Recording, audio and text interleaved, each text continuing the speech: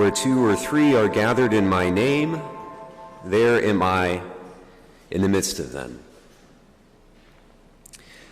Friday night, I was praying at St. Lawrence, and the devil was sort of assaulting me with like spirits of despair and just anxiety, I guess, about stuff that's going on in the world, stuff that's going on in the church. And I was really struggling with that, and I was just sort of leafing through the breviary, which is a book of prayers that all the priests and religious in the Catholic Church make a promise to pray at least 5 times a day. And so anyway, I was just kind of leafing through there, and I came across a passage from St. John Chrysostom, who was a saint in the early 300s in the Catholic Church. So he was writing about 1700 years ago, and it was amazing how, as it always seems to work out, these saints, even though they were writing like 1700 years ago, still speak to our situations today.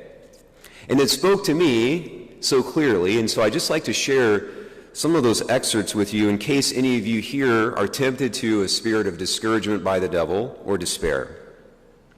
One of the things that St. John Chrysostom says is this: I have no fear of poverty, no desire for wealth. I am not afraid of death, nor do I long to live, except for your good. I concentrate, therefore, on the present situation, and I urge you, my friends, to have confidence. What's he saying there? What I take away from that is, I concentrate, therefore, on the present situation. And again, so that was just a reminder to me to concentrate on the present situation. The devil is always trying to get us to think about or worry about things that are beyond our control, get us to worry about things that are going to happen in the future, which we never know what's going to happen.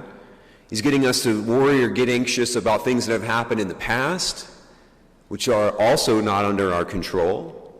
And so again, I think a lot of us maybe here today are tempted to those sorts of things. But again, St. John Chrysostom says, I concentrate on the present situation. And so again, I try to do that as well. And again, this encouragement from St. John Chrysostom reminded me again to just focus on the people around me, the ability to have an impact on those who are nearest me.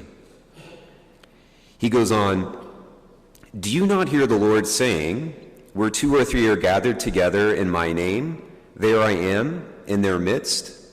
So that again, it's that excerpt that at the end of our gospel today. And so St. John Chrysostom again is reminding us, where 2 or 3 are gathered, Jesus promised that where 2 or 3 are gathered in my name, there am I in their midst. And then so St. John Chrysostom then goes on, will Jesus be absent then when so many people united in love are gathered together? So he's talking about all of us here who are gathered together. He says, there are so many people here tonight, and we are here because we are striving to be saints. There are so many people here this morning in this church, and we're all here because we're striving to be saints, right? And so there's lots more than 2 or 3 people gathered here in Jesus' name. There are hundreds this morning. And so, again, that's what I like to focus on. Those who are here, those of us who are here this morning. And he goes on, Christ promises, know that I am with you always, even until the end of the age. So again, Christ is promising to be with us even to the end of the age. Pope Francis just recently said that his favorite novel is The Lord of the World, and was written by Monsignor Hugh Benson, and it talks about the coming of the Antichrist. And in that novel, at the end, there are only 2 Catholics left in the world.